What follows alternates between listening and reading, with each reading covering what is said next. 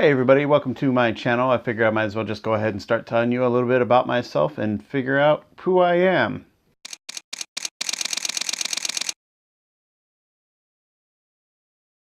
Recording for a camera is hard, all right? I don't know how people do it. It's just ridiculous because I feel like I have to put on a show a little bit when I'm doing this, and so it's really taking me a little bit of time to try to figure out how to act in front of you, so you're just gonna have to deal with it. It's awkward. I don't know what to tell you. I've been shooting for a long time now, probably about 12, 15 years as just a hobbyist. I've got my first camera a very long time ago and, just kind of been doing it ever since. Very self-taught.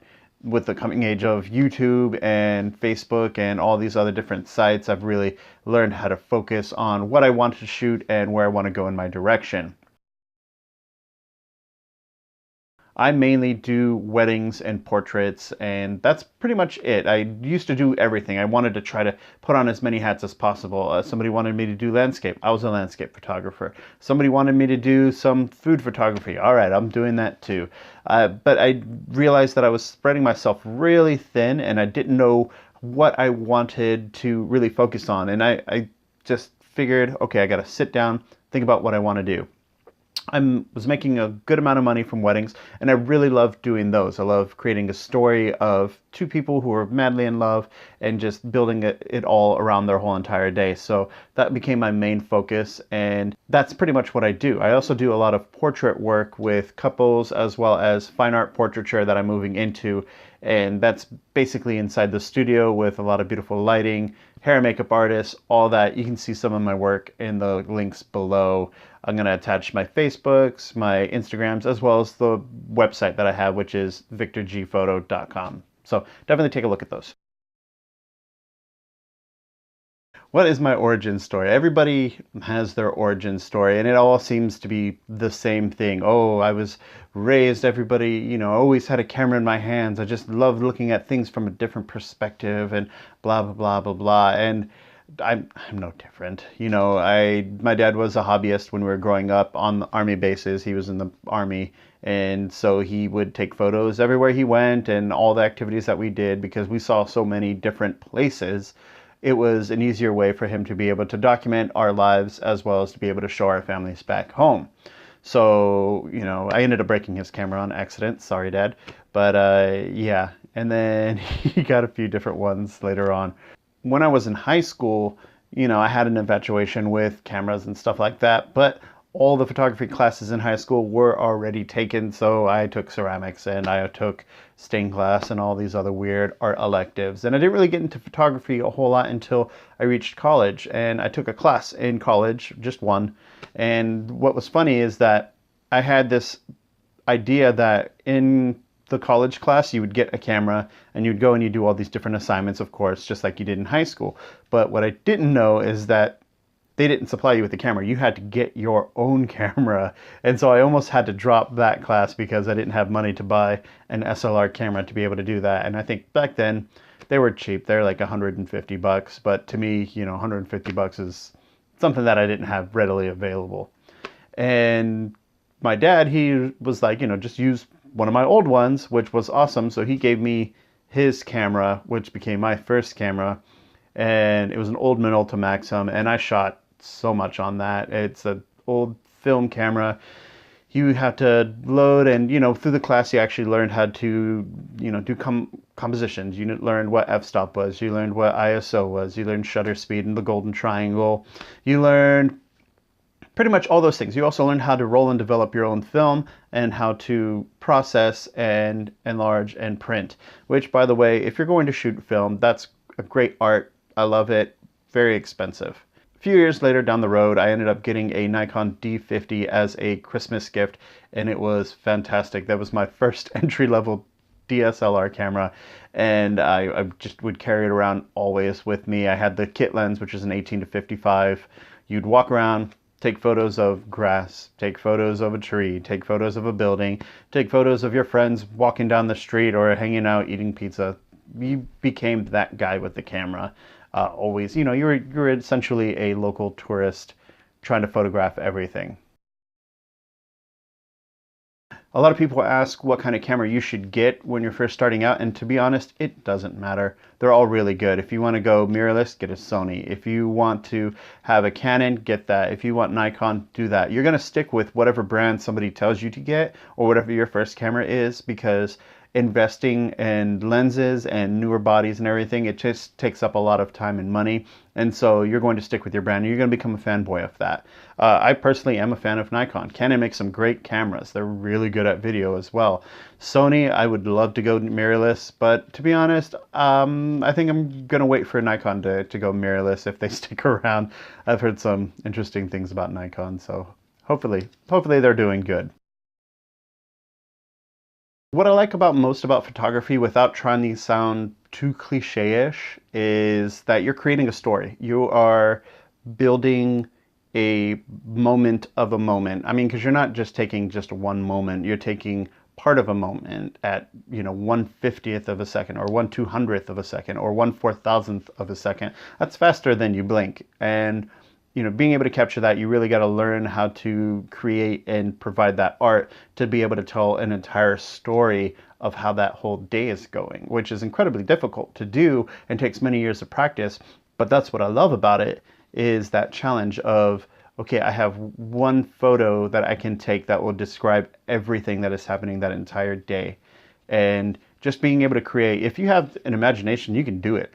And, if you got an eye, to be honest, for me, some people will pick up a camera and they are perfect. They are able to go out and just see things that a lot of people can't see, and just, make a composition that will be perfect and do all this and that. It took me many years for me just to get an eye for what I want to shoot and how to frame it. And, I have it in my head how I want it to do, but I don't know how to say it or how to form it. And so it took me many, many years to be able to get to that level. And so I'm very happy that I'm there. But, if you're not there, don't fret. It takes time. Some people you are going to get jealous of because they just pick up a camera and they're a savant and they're making beautiful art and they're getting known, but they don't know the technical aspects of it. They don't know all this stuff. They just have a great eye. And that's not their fault. You can't blame them. It's just who they are. So hopefully, you're one of those lucky people. I wasn't. But for the majority of us, it just takes time. I guess my style could be summed up as far as wedding photography. I'm very photojournalistic. I do love being able to just capture moments when people aren't expecting or looking at me or posing. It's just a lot of emotion that's happening there. But I'm also really well versed in being able to pose people. So I'm not opposed to getting a couple or getting a family member or getting this or that, setting up a scene and then acting it out.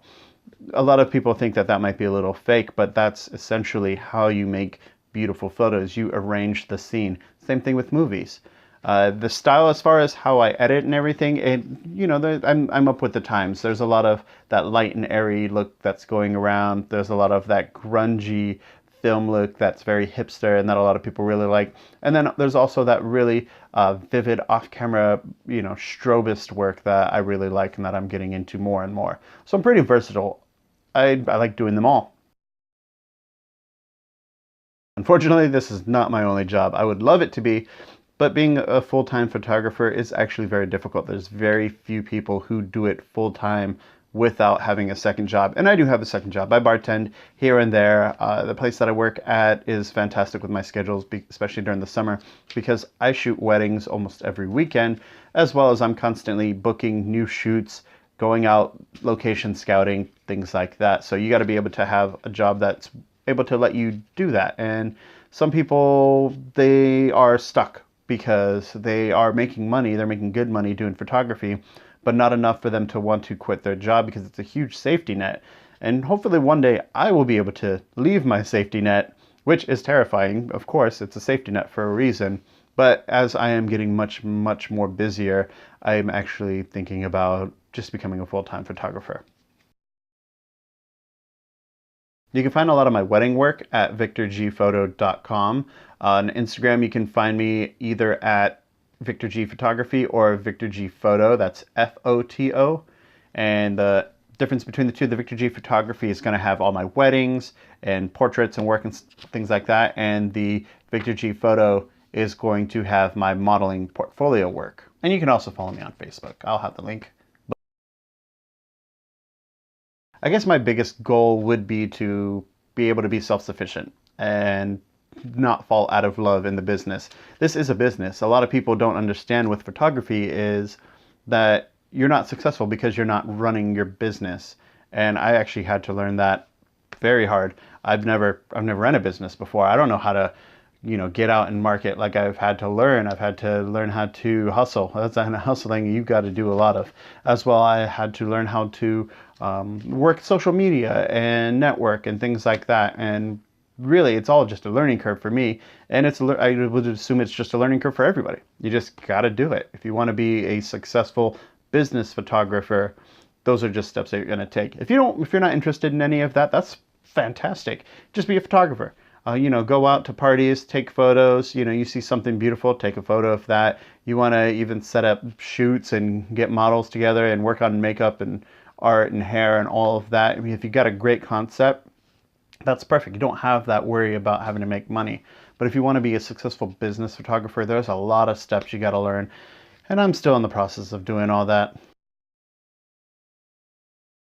If I had to give some advice to somebody just starting out, I would say, good luck. No, I would say if I had to start off telling somebody something, I would tell them that, you're going to suck. You're going to suck for a few years. And it's just how it is. That's how art is. The person isn't a painter, overnight. It takes years and years of practice, and it's an art. So learning and appreciating the fundamentals of art. You got to learn how your camera works. You learn it extensively. That way it's an extension of yourself. Muscle memory will teach you, what buttons do what, where your thumbs can go, what fingers to press, and it just makes it second nature to you. And that takes time as well, so you're going to get frustrated. You're going to suck for a long time.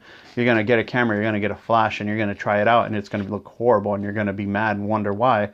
But I mean, that's just how it is.